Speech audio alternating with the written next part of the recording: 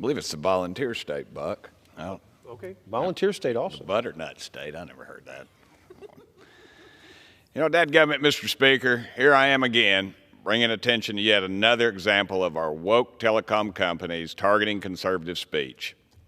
I'm very glad, though, that they did not censor my good friend Mr. Buck's new book, Crushed, which is actually on the bestseller list, I've heard, so I'm fired up about that, brother.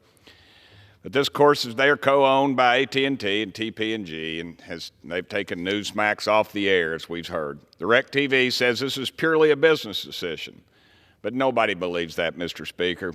Big media corporations don't exactly have the best record of protecting conservative speech. Last year, Democrats in Congress wrote letters to AT&T and other telecom companies demanding they deplatform Newsmax, which is really just a fancy way of saying we're going to deny your First Amendment rights, Mr. Speaker. Along with Fox News and One America News, because of so-called disinformation.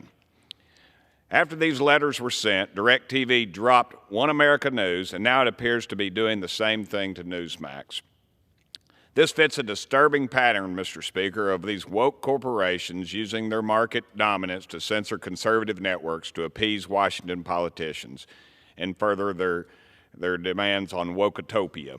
After receiving lots of criticism from the American people about this decision, DirecTV announced it would launch a new conservative network. That's great, but it's still not an excuse for deplatforming another popular conservative network, Mr. Speaker.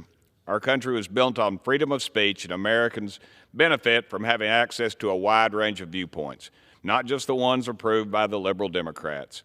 Mr. Speaker, I'll remind you, one day they will be coming after the liberal media, and then it'll be too dadgum late. Thank you, and I yield the remainder of my time to the gentle lady from Colorado, I believe. Oh, I'm going to yield to Mr. Buck, who will then hopefully yield to her.